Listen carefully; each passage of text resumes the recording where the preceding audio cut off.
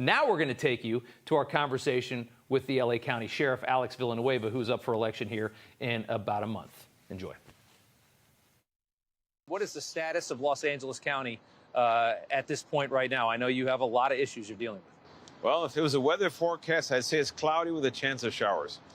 Yeah. And that's where we're at. We're competing for resources that we shouldn't have to compete for. The people pay the price of the people on the street. They're seeing less cops on the street. They're trying to close down a jail that we have no alternative to use because they voted against an alternative for the jail that we have. And people's lives are at stake right now. And the crowd that is pushing all this narrative, they're still into this, let's reimagine public safety. But that reimagination is looking like a nightmare. Why is it that, what is it that they can't see? I mean, I know that a lot of the people that push these policies are able to remove themselves from the reality of it because they either have money or they have political connections. They can kind of live above the fray that they've created. But how is it that they don't look around and just see? I mean, I lived here 10 years ago, and I have noticed a dramatic decline in the quality of life here. Why can't they see that? Well, because they don't live in it. The 5 supervisors that approve my budget live in areas that are not policed by the sheriff's department. Yeah. So they live in gated communities with private security, far removed from all the everyday concerns of your average resident in LA County. They have to deal with violent crime, with gangs running amok, with homelessness everywhere, and the impact of all those encampments. It doesn't affect them, so they don't really care about it. Beverly Hills has hired private security to drive around and help them police that neighborhood, which has always been one of the, as long as LA's been around, it's been one of the safest areas to live in. They need private security in addition to their police force. What does that tell you? Well, it just tells you the size of the problem gets bigger, yet the politicians just don't want to acknowledge that. Yeah. Because for them, they want to push all the resources of county government into the private nonprofit sector.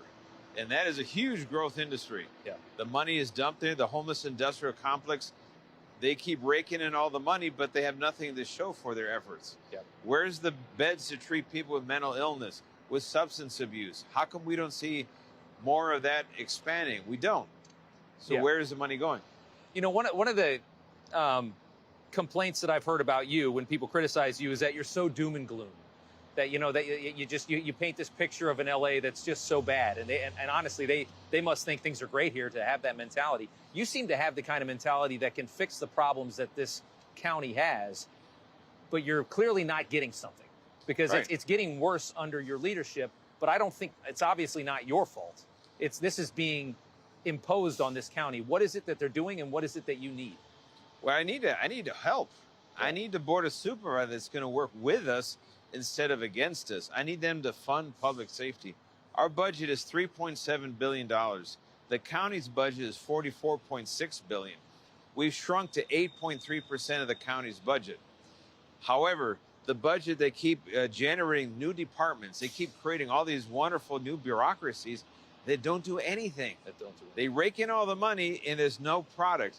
We can say when money comes to us, we put deputies on the street and you see it, and we drive crime down. But we're running out of deputies. There you go, right there. You have a good day too, sir.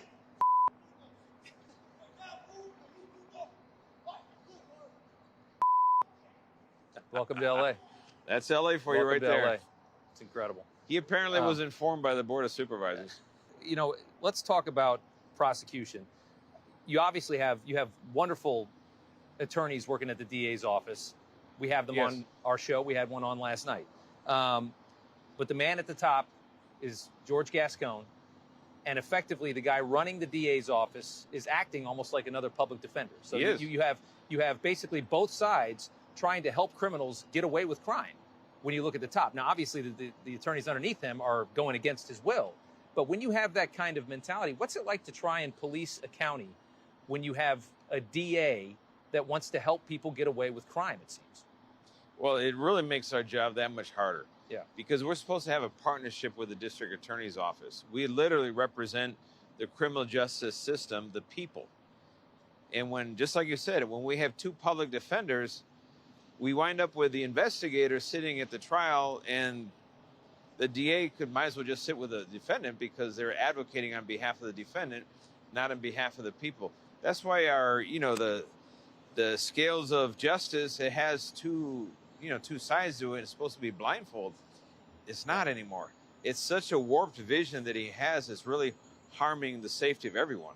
Right. A man named Robert Luna, I think he was operating in Long Beach. I think he was running that department in Long Beach, if I'm not mistaken, is trying to take your job as the county sheriff.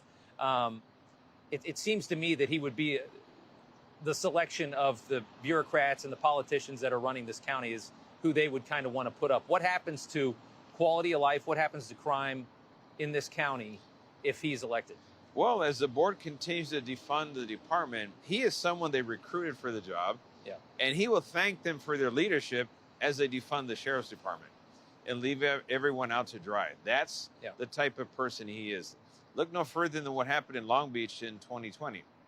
That absence of leadership, and the city fell apart, buildings were lost, businesses were destroyed, and his response, it really tells a very vivid story. Yeah. What's your message to voters as we're a month out from the election? What's your message? Well, I can say this: it's going to be up to each individual voter. Yeah. You get down in the voting booth, decide who's going to keep your family safe, and you got to make that decision. I'm now in uniform. I'm not going to advocate one way or another, but you decide who is going to keep your family safe. Sheriff, thank you so much. We appreciate it. All right.